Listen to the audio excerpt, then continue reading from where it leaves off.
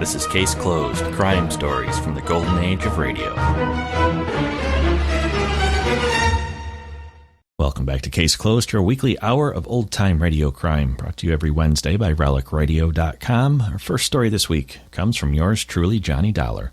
We'll hear the Jack Madigan matter, his story from October 21st, 1950. After that, it's the adventures of Philip Marlowe and Night Tide, his episode from May 21st, 1949. From Hollywood, it's time now for... Johnny Dollar. Dollar, my name is Struhl. Struhl Bail Bond and Insurance Agency. State, federal, and immigration, all forms of surety bonds and insurance. Oh, yeah? Well, I'm sorry, I don't need any. No, that's not the point. I need you to the tune of saving me $50,000. How does that work? I made bond for two men that were subpoenaed for a federal investigation. They skipped out, and I've got to find them. Who's mixed up in this investigation? A fellow by the name of Jack Madigan is the big shot. You know him? I've read about him. Enough to advise you to give up. If he doesn't want him found, the chances are they won't be. Alive, anyway. No, it's not as bad as that. Look, I came all the way from New York. This is worth a lot to me. Can't I talk to you about it? All right. Come up to my apartment. Maybe we can work out a deal.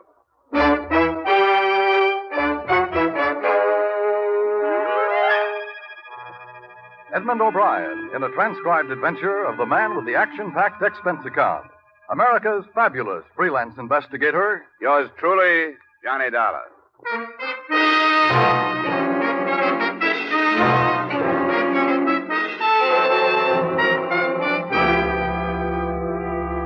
Expense account submitted by Special Investigator Johnny Dollar, Hartford, Connecticut, to the Struhl Bail Bond and Insurance Agency in New York City. The following is an accounting of expenditures during my investigation of the Jack Madigan matter.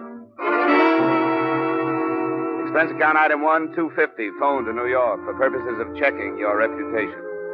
I learned that you, Mr. Struhl, were by no means above reproach, but decided that if a federal court trusted your agency, I would at least hear you out when you arrived, which you did at 1 p.m.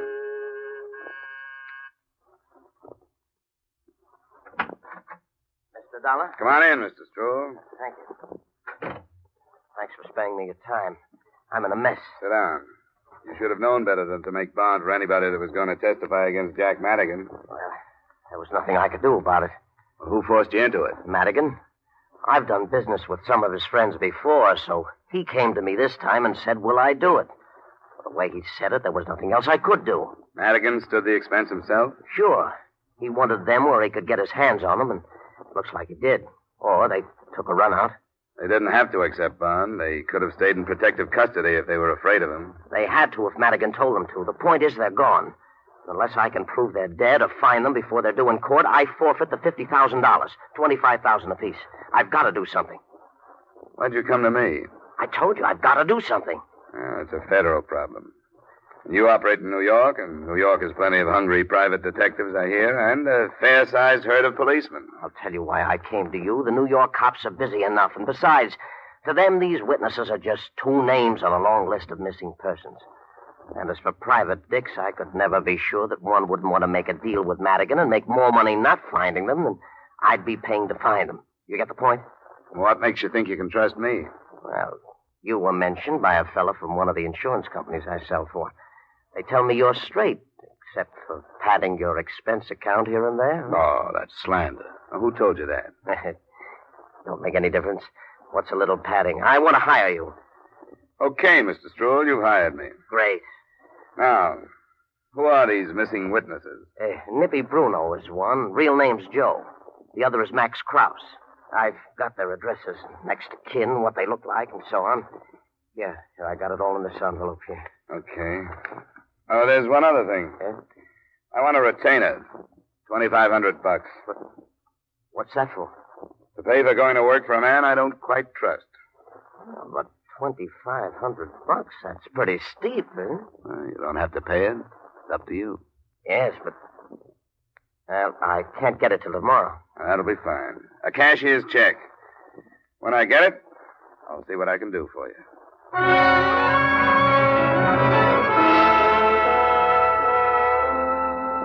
I didn't expect the check to arrive, but it did. Special messenger the next afternoon. Expense account item 2, $12.50, transportation from Hartford to New York City. Expense account item 3, $23.85, dinner and drinks for a Herald American reporter who was more familiar with Jack Madigan than I. His statement enclosed. A lot of things have been written and said about Madigan by a lot of people, including me. None of us really know anything about him, how much power he has, where he got it, what his private life is, if any. These witnesses being missing isn't even news. People who've gotten in his way have been dropping out of sight for years. Jim Schwartz and Big Tom Green, Woody South, just to name a few. I'd keep that in mind if I were you.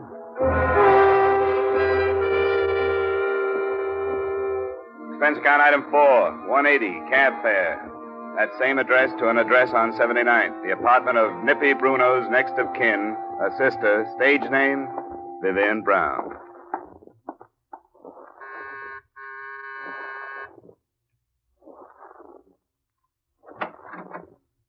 Good evening, sir. Hello. Miss Vivian Brown in? Who shall I say is calling? My name is Dollar. Mr. Dollar? She doesn't know me. Tell her I have some news about her brother. Come in, please. This way, please. Miss Brown is dressing to go out. I'll ask if she'll see you.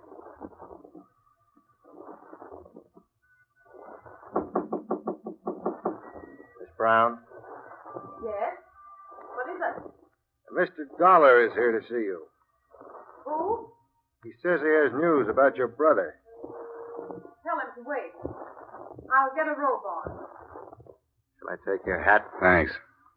Please sit down. Miss Brown will be right out.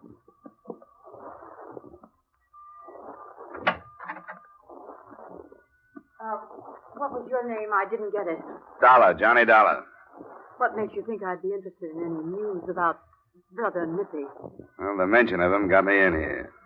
My butler doesn't slam the door on anybody until I tell him to. What brought you here? I'm looking for your brother. Then you've definitely come to the wrong place.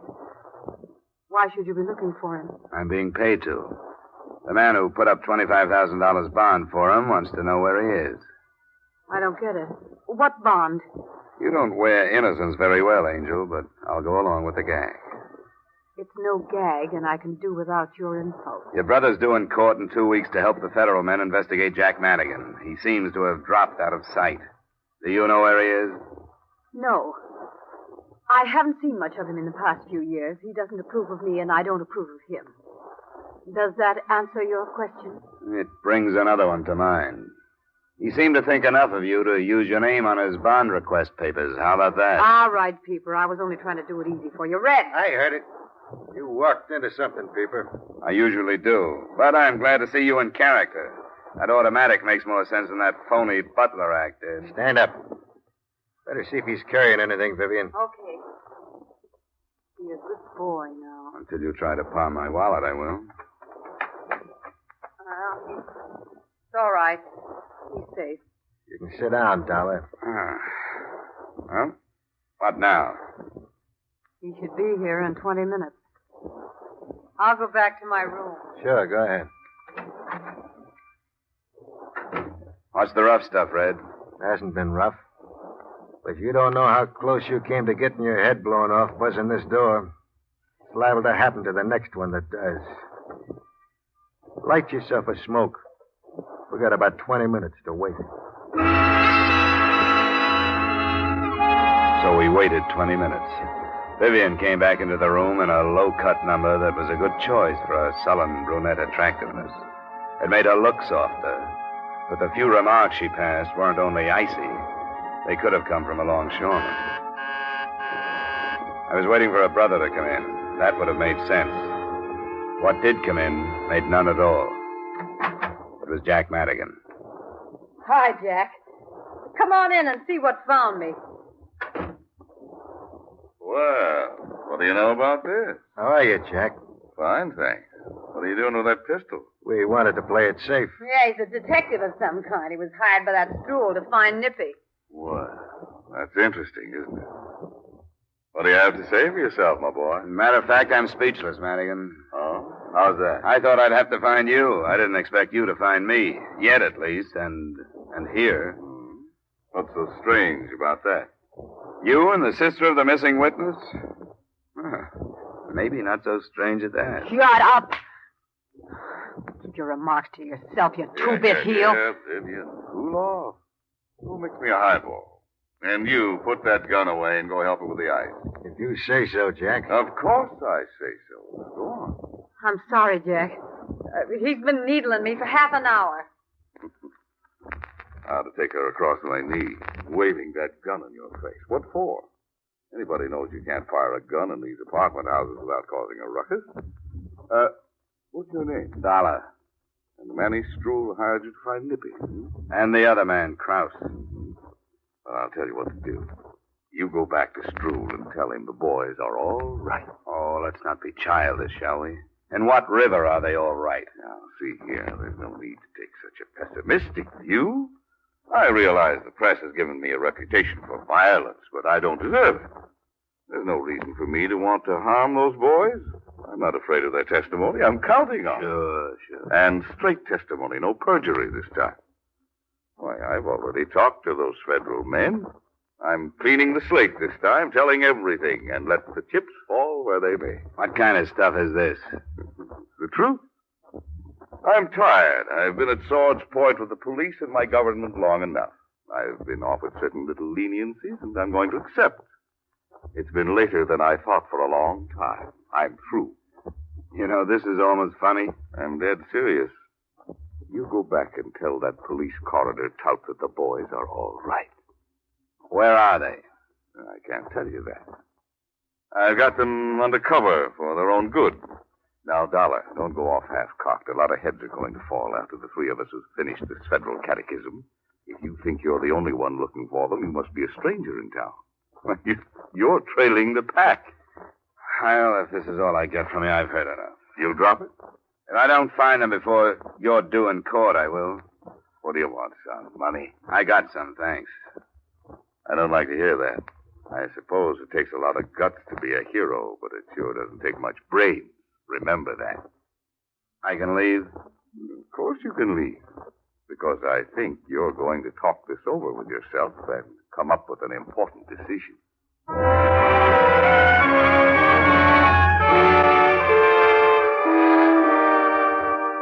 I did talk it over with myself, but not until I found a cab stand on the corner and turned around.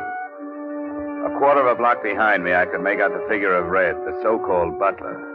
Expense account item 5, $20, fare and tip to a driver who saw to it that our cab wasn't followed. When I felt reasonably safe, I gave him the address of the second missing man, Max Krause.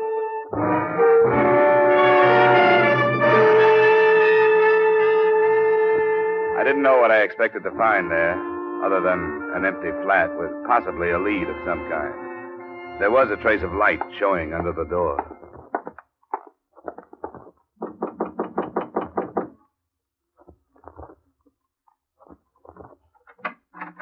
Come on in, Dollar. Red. I didn't expect a butler in a place like this. Come on in. Why didn't you use your head? Jack gave you a chance to. Maybe I should have. What are you doing here? I live here. You trying to tell me that you're Max Krause? I'm Max Krause. And now I've got to do something about you. Can you prove that you're Max Krause? Why should I have to prove it? Go ahead. Think what you want to. You got brains. Reach up behind you and snap off the light. Don't make a play for the gun, Dollar. What are your plans? Madigan wants you put away until after the investigation. Come on. This way. Back door's closer. You can tell Madigan for me that this isn't going to work. If I drop out of sight for 2 weeks, somebody's going to get on the trail. It leads right back to Madigan.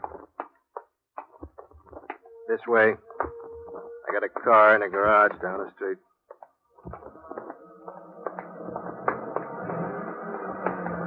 That's him. Get down.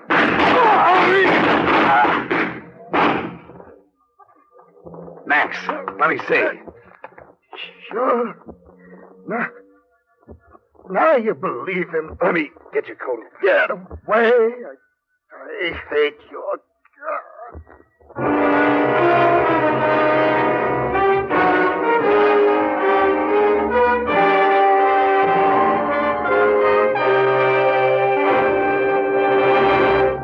return to the second act of yours truly, Johnny Dollar, in just a moment.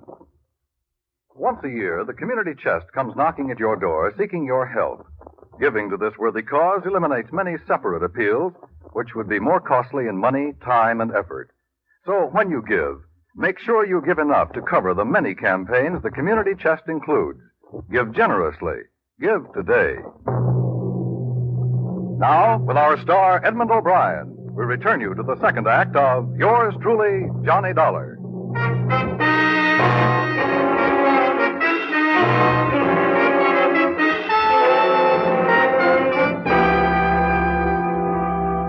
When the windows in the buildings around me started slamming open, I left the scene of the killing and carried with me a whole new set of thoughts on the Jack Madigan matter. None of them were good, but the worst was the fact that the description I'd gotten of Max Krause would in no way fit the dead man I now thought was Max Krause. Expense account item 6, cab fare to your address, Mr. Struhl.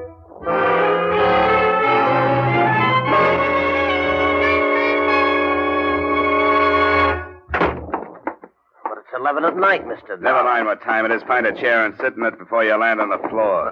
What's got into you? Sit down. Who paid you to hire me? What did you say? Who did? Paid me to hire you? What kind of a question is that? Answer it. Well, nobody did. It was my investment. Who would protect it but me? What's the matter with you? Come here, look at this. Read it right there. I want to hear you. Max Krause, age 34, 5'11", 170 pounds, swarthy complexion, black hair, black eyes. Well, all right, why did you give me a phony description? Phony? The Max Krause I found had red hair and blue eyes. I don't get it. None of this. What are you talking about? Krause is dead. He was killed because I didn't know who he was and drew him out into the open. When did this happen? It happened. I was picked up the minute I hit town and followed.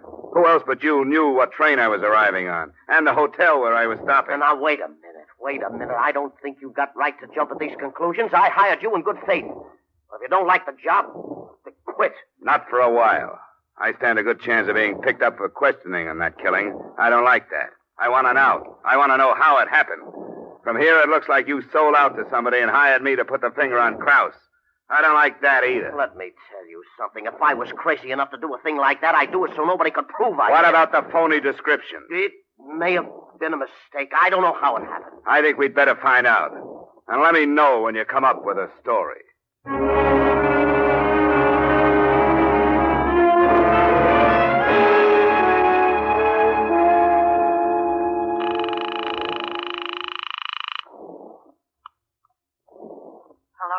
This is Johnny Dollar. Oh, where are you? Not far from your place. Is Madigan there? No. Where is he? I don't know. He got a phone call and left right afterwards. Was the call about Krause? He wouldn't tell me. What about Max? He was killed. Oh, I knew it was something awful. I could tell by his face. I've been scared to death ever since he left, and I didn't know why. I'll call back later and see if he's in. Mr. Dollar, I have no right to ask this, but there's something I want to tell you. Could you come up? Can't you tell me over the phone? No, Won't you come up? You alone? Yes, I'm alone. Okay. I'll take a chance. It'll be about 10 minutes. It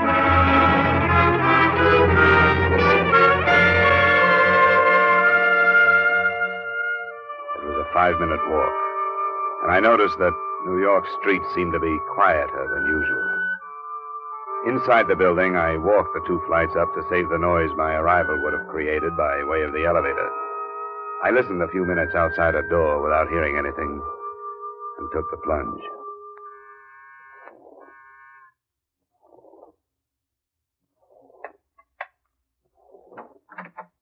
I had the feeling you'd change your mind and not come. I almost did.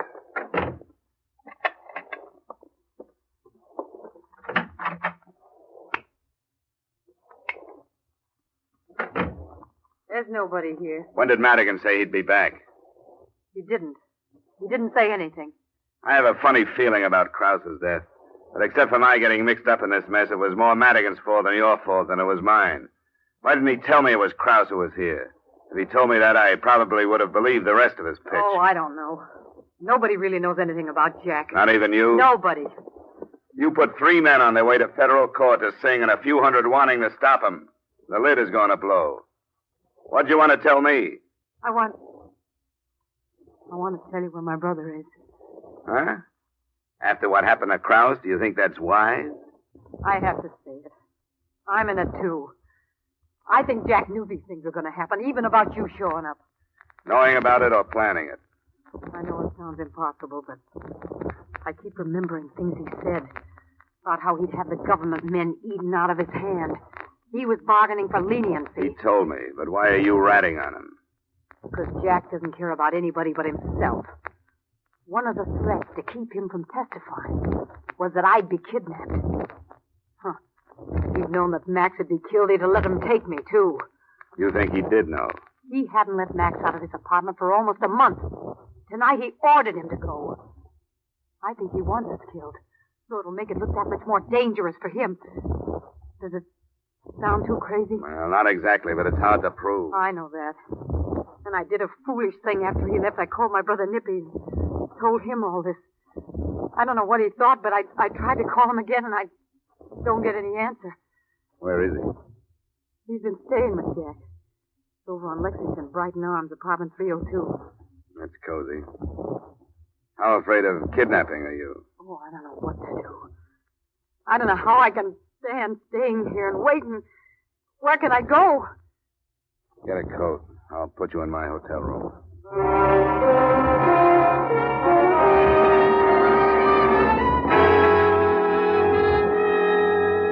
Expense account item 6, $10. Tip to the hotel detective to see that she stayed in the room. Item 7, $1.20 cab fare to Jack Madigan's address. I dropped my taxi a half block down and walked the rest of the way. What slowed me was the sight of a couple of prowl cars parked in front of the building. And even at that time of night, a small group of the morbid in a scattered circle on the sidewalk. I saw the body, but didn't move close enough to recognize it. Hey, what happened? Huh? Oh, shooting. Anybody know who it is? The whole country will in the morning. He was due for a big federal probe. That's Jack Madigan.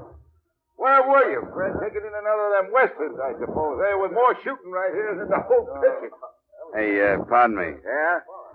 When did it happen, do you know? Not exactly. They've been here quite a while. Oh, about an hour, anyway.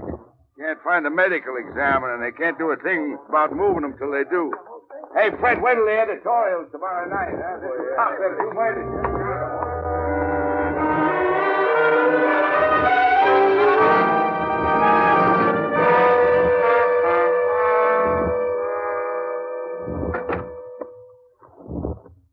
You got back in a hurry. What's the matter? Your theory has just been riddled. Madigan's been killed. I don't believe... That's what the on-the-spot experts say. I was wrong about him. What about Nippy? I don't think your brother would have been there. Were they the same ones that shot Max? No. How do you know? Cars were parked solid at the curb, and Madigan was too close to them. He couldn't have been shot from the street like Max was. You think Nippy would go to your place? No, he wouldn't go there. That'd be the first place they'd look. The first place who'd look? I don't know why I said that. Yes, I do. We're thinking the same thing, aren't you? That I told him what I was afraid of and warned him. That crossed my mind. But I don't care who I can send in for Madigan's killing as long as I can go home. You seem to be the closest suspect. You're not serious. You've given yourself a motive. As far as I know, you were with him last. I wasn't. He left the apartment. If that's true, you've got nothing to worry about. What do you mean? What do you want me to do? Go with me and we'll both make a statement to the police. You think I'm afraid to, don't you? I don't know what to think about you. Yes, you do. Because you found me in a mess like this, you think I'm as rotten as everybody else. I haven't been. But now I will be to protect myself. Well, how badly do you need protection? I know how the police are. They're just like you. They don't care either who they pull in for Jack's death. You tell me to go with you and make a statement. The police would love that. They'd love to count the whole thing off to jealousy or being afraid of Jack, wouldn't they? Wouldn't they? Ah, you don't touch me. I don't care what they'd like. Well, they would. It'd be much better to take me than to be laughed at because a star witness was killed right under their noses. We can call them and find out. No. It's easier to be rotten. I'll give you my brother. He is at my place. How do you know? I talked to him on the phone. He said he'd wait there until he heard from me again. Okay. I'll go over there. But I want you to come with me. Why? Haven't I done enough? Why do I have to see him? Come on. I don't want to lose you in case Nippy isn't there.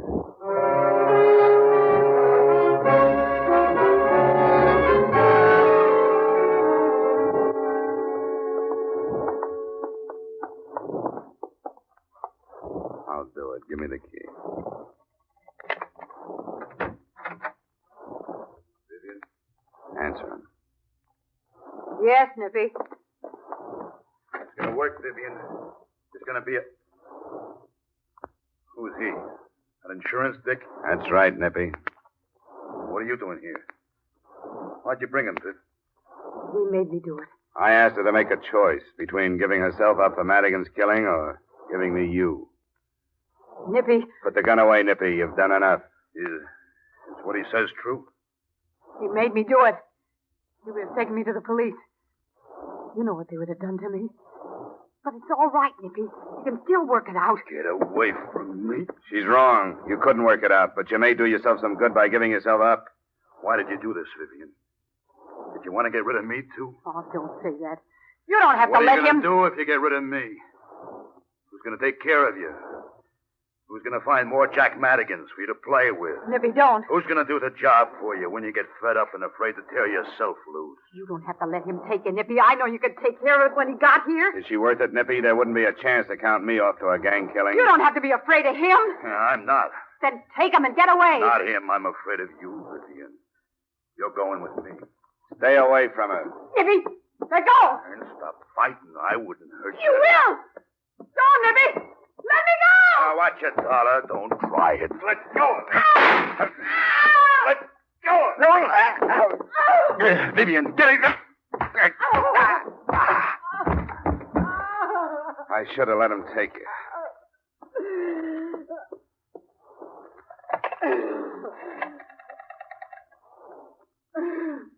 Give me the police.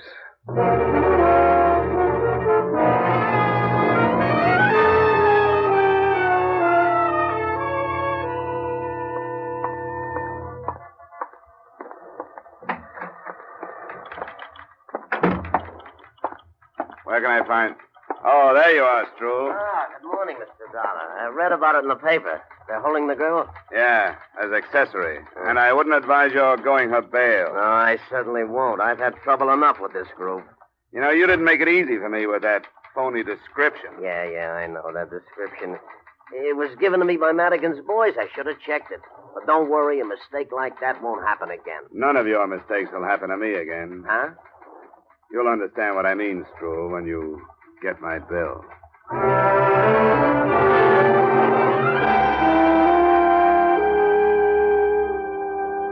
Expense account item 8, same as item 2. Item 9, miscellaneous, $2,500. Expense account total, $2,720. Remarks? I'm holding my retaining fee until this matter is settled.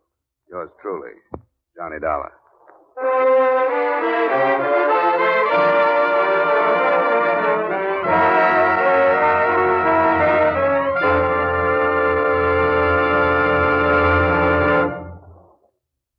Yours truly, Johnny Dollar, stars Edmund O'Brien in the title role and is written by Gil Dowd with music by Wilbur Hatch. Edmund O'Brien may soon be seen in the Paramount Pictures production Warpath. Featured in tonight's cast were Sidney Miller, John Daner, Clayton Post, Jeanette Nolan, and John McIntyre. Yours truly, Johnny Dollar, is transcribed in Hollywood by Jaime Del Valle. This is Dan Coverly inviting you to join us next week at this time when we will again bring you Edmund O'Brien as... Yours truly, Johnny Dollar.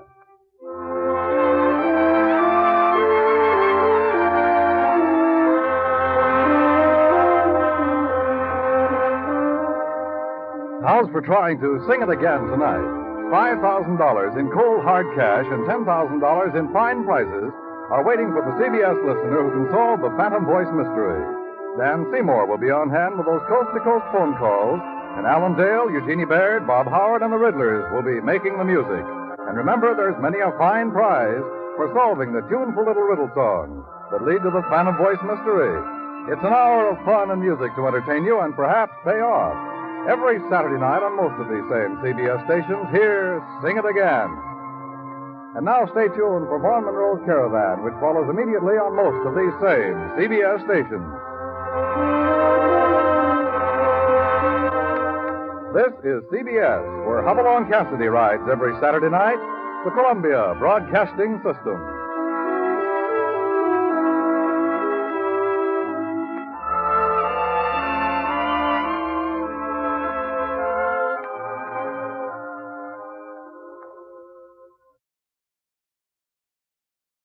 When it started, the tide was high on the San Pedro waterfront, and a hot-tempered kid had murder on his mind. But there was a knife at my throat, a beating under the piers, and a corpse on the beach before the tide went out again, and the kid was finally stopped. From the pen of Raymond Chandler, outstanding author of crime fiction, comes his most famous character in The Adventures of Philip Marlowe.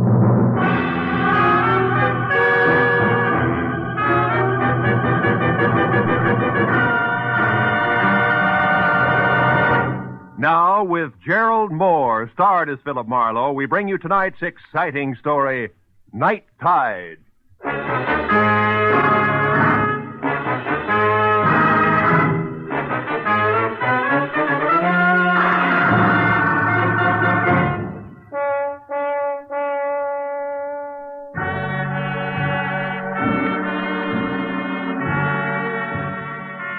It all happened in San Pedro, the harbor of Los Angeles. The lights on the ships were fuzzy through the wet mist that creeps up out of the ocean every night. And I drove slowly looking for the establishment of Mike Basso, my new client. One side of the crooked street was nothing but the smell and the sound of oily salt water sloshing through the pilings beneath the piers. And the other side was a tangle of warped, dingy buildings, equipped to satisfy the thirsts of reckless men who never get beyond the waterfront of any port. The foghorn out on the breakwater began to bellow as I parked near a U-shaped pier, labeled Basso Docks Private, and walked past a line of moored fishing boats to a squat two-story office. The bottom floor was dark, but the second floor had lights on. So I started up the steep wooden stairs and was halfway to the top when I caught the voices. I don't want dumb excuses, Charlie. One I'd already heard over the phone when I was hired. It was my client, Mike Basso. But you make them jump or I'll get somebody who can. These boats got to be handled faster. Why, even the crook Johnny Dyke was better on this job than you are. Johnny Dyke? Why, I oughta... Get out of my way. The big guy with the Latin jaw shoved past me and stomped down the stairs. So I went on up into the office. Mike Basso looked like a block of concrete, his 220 thick pounds hunched over a scarred, roll-top desk. But as I walked in, he swung a heavy bulldog head around and glared at me. You never heard of knocking first, I guess. You Marlowe? That's right. The moose that just left here got me all out of the mood for courtesy. That's Sharky, my crew pusher. Yeah. Good man, but slow. Come here. Sit down. We got other business. Have drink cognac. Thanks. Okay? Now, there's a hothead punk by the name of Johnny Dyke. I sent him to prison 3 years ago for stealing money from me. I made it as tough as I could for him. Any special reason why? Sure. Because I trust a fellow who works for me. Uh-huh. Johnny Dyke used to have Sharky's job, but he took advantage. When the police grabbed him and found my money in his own house, he squealed like a pig and said he was framed. Like all cheap punks do. How does this get around to you wanting a private investigator? Because Johnny Dyke is out of prison. Got out yesterday on parole. And he's back in town now. Hey, you. What you looking at? Your clock. How come it says 11:30 or 20 to 8? It's electric. It was turned off last night, and I didn't start it yet. Now, look. I was here with Ed Giles when he heard some noise on my private launch out there. He went down to see about it, and... Who's Ed Giles? My general manager. While he was gone, the lights went out in here. That's when I got clubbed on the head. When I went down, I got kicked around. Plenty. I'd be killed right now, but Sharky happened to come along, and the guy was scared off of me. Well, did you happen to see who it was? No. Ed Giles did. He got a good look. He admitted it. Only he claims he don't know who it was. But he lies. On account of he's an old friend of Johnny Dykes. Well, maybe Giles isn't lying. What makes you so certain it was Johnny who slugged you? They found this. Just a book of matches, huh? Mm-hmm. But see how the edges are crimped. Johnny Dyke always did that. He's nervous, all the time fidgeting. Sure. He might as well have left his calling card for me. It was Johnny, all right. Okay, Basso, but before you get too far in, I'll tell you something. I don't go in for bodyguarding. Who wants a bodyguard? Here's what you do, Marlowe. Find that punk, see what he's got in mind. He beat me up once. Maybe that's all he wants. Or maybe he's coming back to put a knife in me. Just find out and let me know. That's all.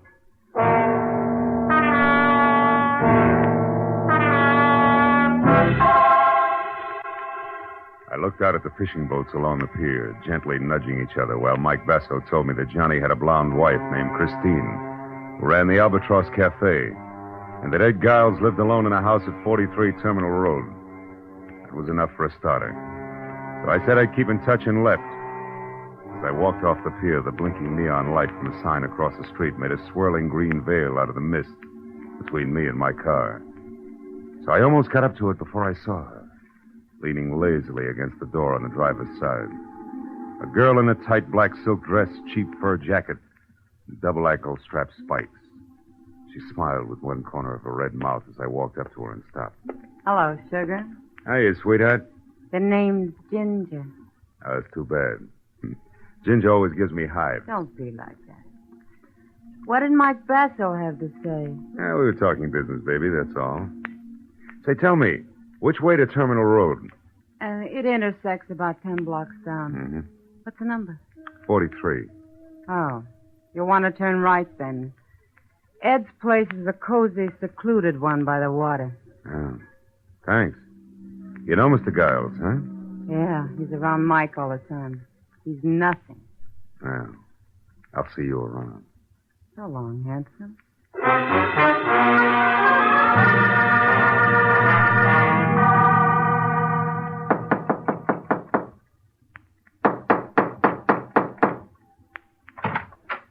Yeah? You want something? You Giles, Mike Basso's man? Yeah. So what? I'm Marlowe, private detective. I'm looking for Johnny Dyke. Why'd you come here? Because you're a friend of his, the only one? I haven't seen or heard from him, so I'm afraid I can't help you. Now, wait a minute. Let's go inside. I'd like to talk about the kid. Now, look. He's put himself in a pretty hopeless situation coming back here to Pedro. What do you think? Because he's got enemies like Mike Basso and Sharkey? Yeah. What's he going to do? Fight it out or be smart and leave town? Listen, private investigator, I told you once. I don't know because I haven't seen him. You're a liar. You saw him last night. You're working for Mike, aren't you? Get out, Peter. Don't shove. I'll shove harder than that, brother. Okay, Giles. We'll try it the hard way. Now, where's Johnny? I don't know. Come on, get up, get up. Let's play again. You saw him last night, didn't you? Didn't you? Oh, all right. I saw him about 11:30. I was standing on the deck of Mike's launch when I heard a commotion and looked up. I saw Johnny jump down the stairs from Mike's office and run off the pier. I haven't seen him since, and that's the truth. Okay. Sorry I had to make a squeal on a friend. Now, where's the Albatross Cafe? The Albatross? Yeah. On the corner of Front and Castle Avenue. But look, can't you leave Chris out of this? She's a good kid. She's been through a lot already. Think Johnny's going to leave her out of it?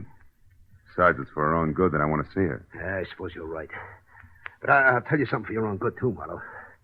If you find Johnny Dyke, don't push him too hard. He was tough before he left. Now he'll have rawhide for brains. Depend on it.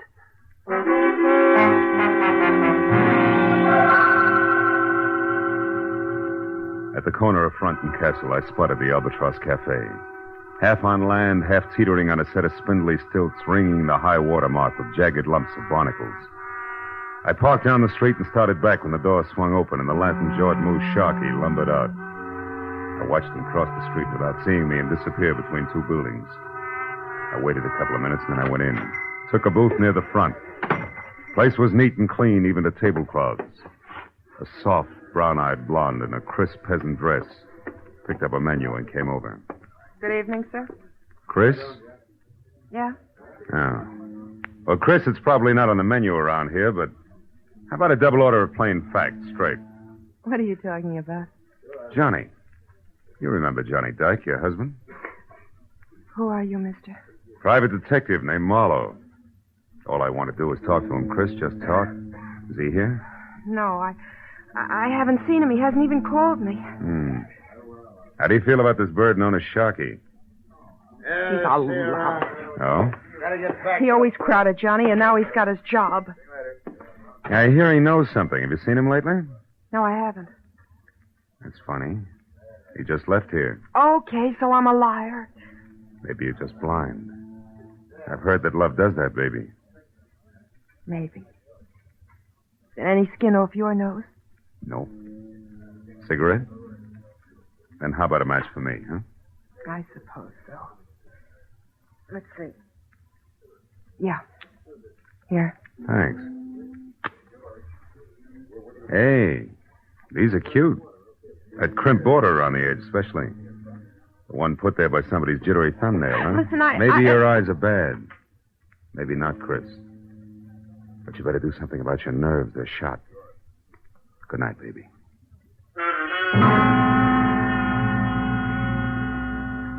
I didn't look back, but I knew she was watching me all the way out the door and down the street, so I made it real good as far as the next block and around the corner. Then I doubled back fast and stayed in the shadows until I got within sight of the Albatross Cafe again. And in time to see a man ease out a side door and slip out of sight among the pilings under the building. I moved in closer and found a rickety trail of greasy planks that led out through the forest of slimy pilings under the piers. I'd have felt better on a tight rope, but it was home ground to Johnny Dyke. I felt my way slowly along the slippery planks. And from behind the piling, an arm like steel springs snapped under my chin while a hand pressed the point of a long, thin knife with a curved white handle up against my throat. You said you wanted to talk to me, Marlowe, so talk. But fast, because I don't have much time. Ease up on my throat, will you? Okay. Now, you're a sucker. Why don't you try to give up? Trying to even the score. Get out of town and forget it. Yeah, sure. Sure, to you, that's easy. You didn't spend 3 long years in the cooler for something you didn't do. I'm going to get even, all right. I don't know how for sure yet, but I will. You wind up right back in the coop, sucker. If it keeps this time, is it going to be worth it? Could be. I was a good boy up there. Every time I wanted to slug a guard, I said, Mike Basso to myself instead. Now I got it all bottled up inside me. I'm not going to carry all that hate around forever. I'm going to get rid of it, and there's only one way to do it. Ed Giles was right. You've got rawhide for brains. You better put the knife away, Johnny. I think we got visitors. Sure we have, Marlowe. Rats. Big ones. The piers are full of them. You should feel right at home, Just punk. don't sleep too long, pal. Oh!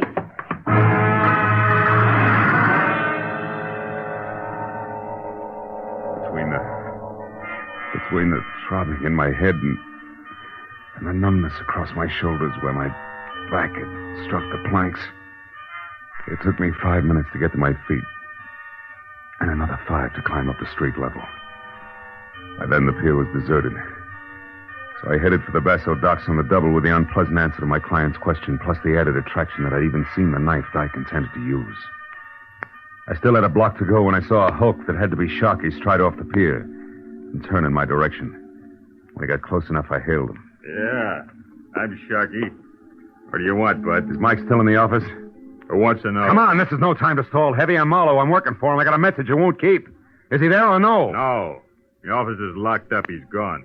I'm looking for him myself. Why? What do you want him for? Because I'm pretty sure that Johnny Dyke is holed up in the back room of the Albatross Cafe. Yeah, I only wish you were right, Sharky, but you're about a half hour too late. Hey, what was that?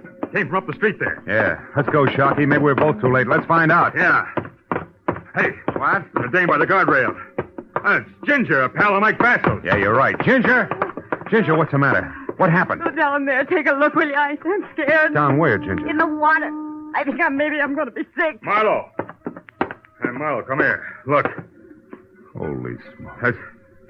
That's Mike down there with a knife in his back. Yeah. A long, thin knife with a curved white handle. Belongs to a guy named Johnny Dyke.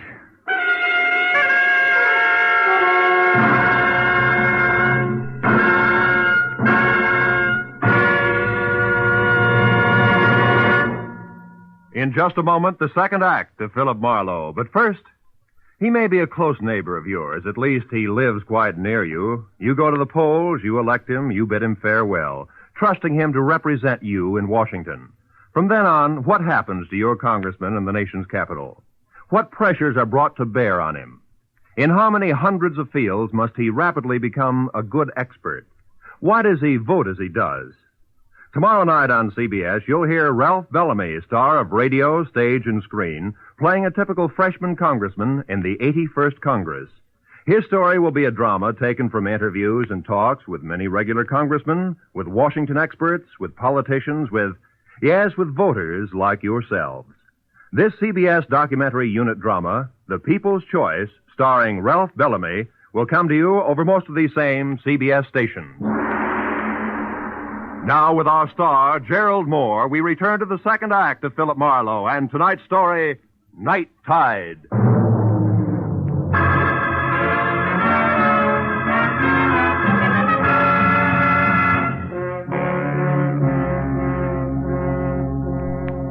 Lying with his face muzzled into the sand and the rest of him half submerged in the shallow lapping water, Mike Basso was violent death at its ugliest. Ginger turned and walked slowly away from us, trembling like a wino caught in the morning sun. But I told Sharky to go get the police. And I headed for the Albatross, where I figured I might get a lead on Mike Basso's murderer. When I got there, I skipped the formality of the front door and quietly moved around to the back, where I entered without knocking and made my way along a narrow, dusky corridor as far as a half-open door labeled Private, where I met Christine Dyke talking on the telephone. She looked up and gasped at the sight of me and then slammed the phone down abruptly. I was willing to bet that the party on the other end had been husband Johnny. Nobody else. What do you want, Marlowe? Most of all, one Johnny Dyke in handcuffs. Don't bother with the my man pitch, honey, because at the moment the lyrics will make me sick. I just left a corpse that used to be Mike Basso. Basso? Dead, Marlowe? Yeah. All because of Johnny's knife that's sticking in his back, Chris. No, Marlowe. Johnny wouldn't do a thing like that. He couldn't. You're wrong, Chris. He did. Now, where is he? I don't know. You're lying, baby. You were just talking to him on the phone. You gotta know. No, I don't. He didn't say where he was Oh, what? or anything about Basso being dead, so don't move, Marlowe. Well, husband with knife, wife with gun. Charming couple. Never mind that. I'm not going to see Johnny in trouble again for something he didn't do. So get in that closet, Marlowe, where you'll be out of the way. Now. All right. In it is. But first, baby, a word of advice. He isn't worth it, believe me. I don't.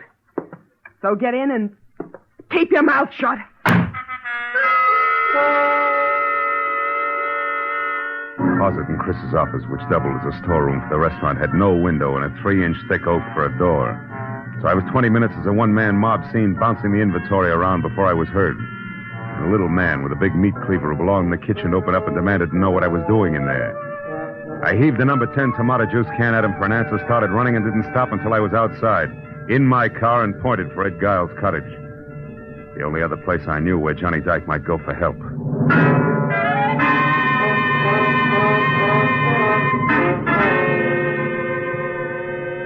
I came to a stop at the house and found Giles himself standing on the outside steps looooking puzzled at a pair of taillights that were blinking out of sight.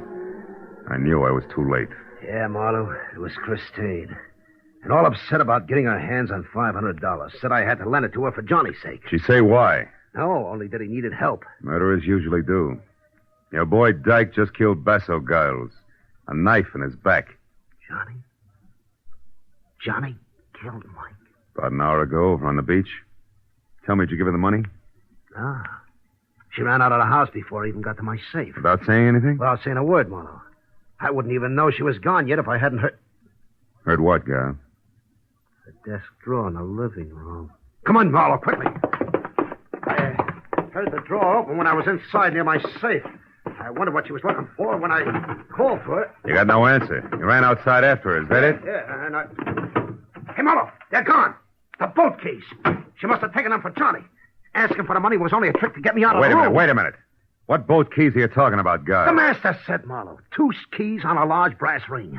They fit the ignition lock on any boat at the Basso docks. She knew I had them. Yeah, but she also knew that even as a friend of Johnny's, you'd balk at handing him over if you knew he'd killed Basso, right? Or are you still shielding old friends, Giles? Which is it? Don't be stupid, Marlowe. I'd draw the line someplace. All right. Now, one more question. Do you have a gun? A gun? Oh, yeah, I do. Good. And get it, because we're going to the Basso docks, Giles. Come on.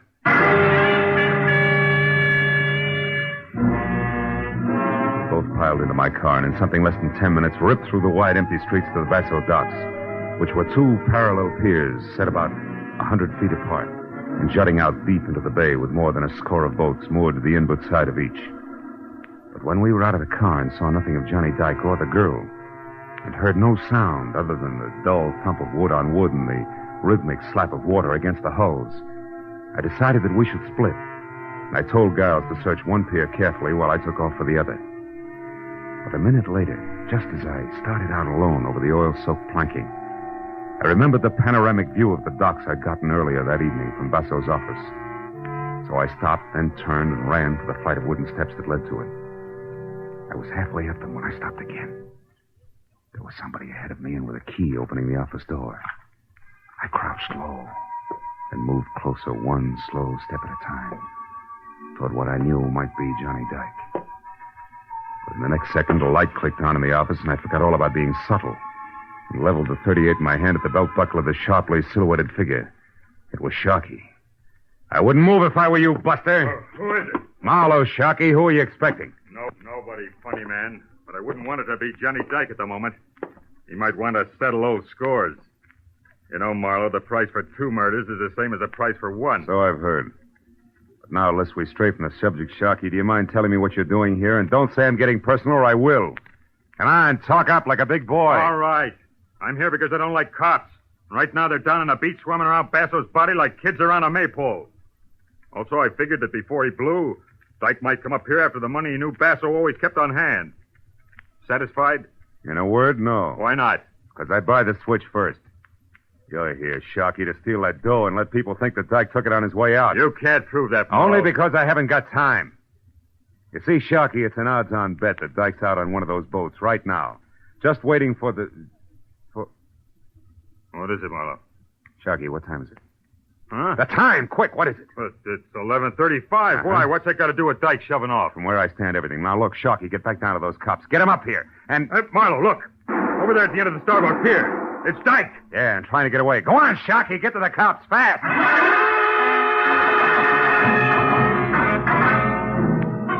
I took the wooden steps back down to the docks 3 at a time and then raced across the starboard pier and out on the length of it until I was close enough to the end, where I could see Johnny Dyke climbing over one of the boats. I was about to call to him to stop when I saw something else.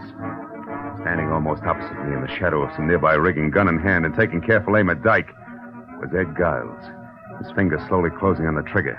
It was too late for words, so I followed suit and fired before he did. Got him high in the shoulder. You fool, Marlowe. It's me, Giles. Dyke is out there. I know. The man who murdered Basso isn't. He's right here, Giles. Huh?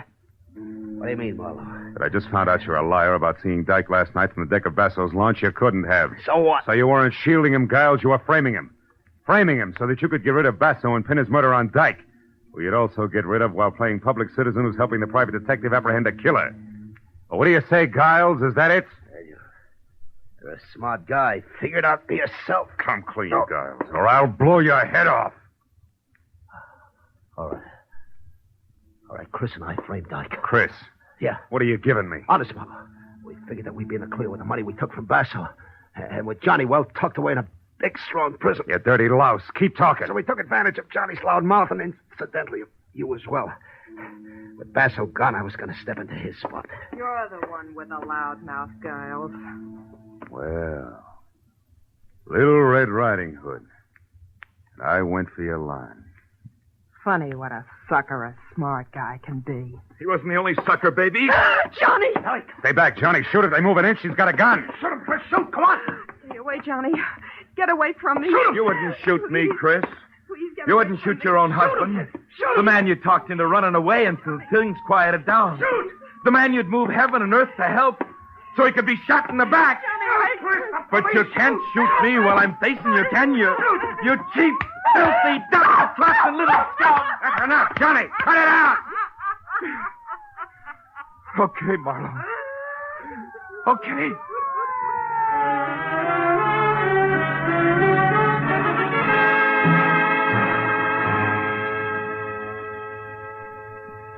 It was a long hour of questions and answers before the police were finished. And they'd left with Chris and Giles in tow. Johnny and I were standing alone out on the end of the pier, where I was looking down into the shallow black water below and listening to him try to convince himself that the whole night had been something more than a bad dream. Chris against me. Giles against me from the very beginning, Marlowe. That's right. Giles because he wanted to be in Basso's place. My wife, Chris, because she wanted him. That's right. When Basso hired me to see what you had in mind after that beating he'd taken from what he thought was you, but was really Giles laying the groundwork, I fell into the role of star witness. Somebody reliable enough for them both to play against. Oh. Yeah, I get it. Yeah, so you could testify that at first Giles had tried to shield me like a good friend. Yeah. And in the end had to kill me when I tried to escape. Sure. And just to make sure there were no slips, Cress kept feeding you instructions under the heading of wifely advice. Yeah, it practically ran on a timetable, Johnny. Yeah. But there was one slip. I found out Giles was a liar and trying to frame, not shield you. Huh? How was that, Marlowe? Well, look, he said he saw you beat up Basso in his office at 11:30 last night when he was down on the deck of Basso's private launch, investigating a strange noise. Yeah? Well, Johnny, he couldn't have. Because at 11:30 last night, as well as 11:30 tonight, the tide was low. Of course, the launch with it. And from Basso's office, you couldn't even see the launch. Yeah. Or the other way around. From the launch, you couldn't see the office, right? That's it. So in the end, Johnny, you did have a friend who stuck by you. The sea. Yeah. I guess that's as good a place as any for me. Maybe the sooner the better. Any place in particular? No, just the sea. I'll drop you a card whenever I make port, Marlowe. After all, I really had two friends. I won't forget that. So long, fellow.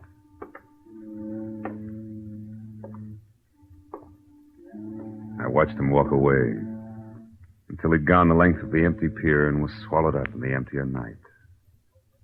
Then I turned back to the shallow black water beneath me, which, where the sea and the land were close to meeting, was coated thick with oil and dirty and almost stagnant.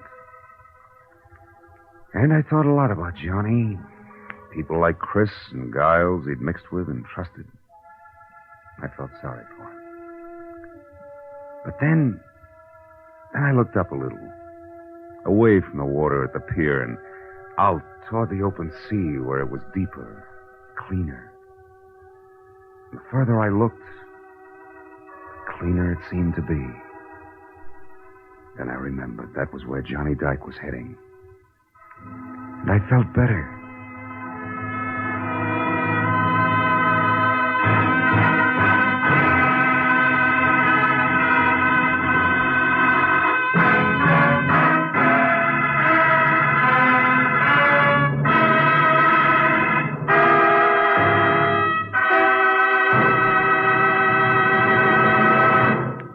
The Adventures of Philip Marlowe, created by Raymond Chandler, star Gerald Moore, and are produced and directed by Norman MacDonald.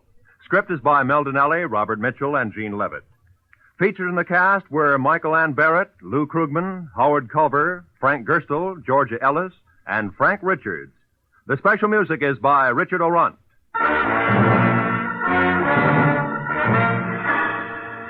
Be sure to be with us again next week when Philip Marlowe says... I was hired to find a thief, and I did. 8,000 miles away from home. But first, I found a hammy Othello, a lush with a Luger, and a fresh corpse in the closet. All because the only woman in sight wouldn't play fair.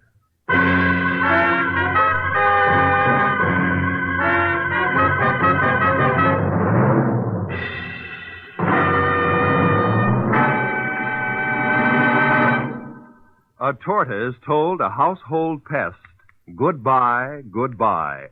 An MD said, you'll pass the test, up in the sky.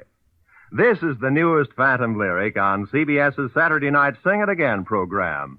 And later tonight, over most of these same CBS network stations, you'll hear the Phantom himself singing them. $51,000 ride on solving the Phantom's identity and answering one more question about him. $26,000 in wonderful prizes for telling who he is. $25,000 in cash for answering the extra question. How's for listening in tonight? Phone calls go out to CBS listeners throughout the nation. This is Roy Rowan speaking. Now, stay tuned for Gangbusters, which follows immediately over most of these same CBS stations.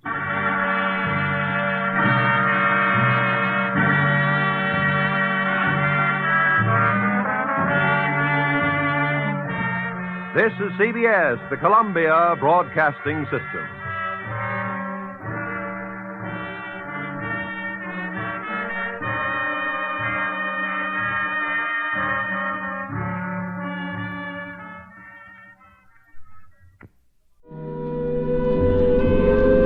That's case closed for this week. If you want to find more from Johnny Dollar, Philip Marlowe, past episodes of this show, or everything else Relic Radio, just visit the website, relicradio.com.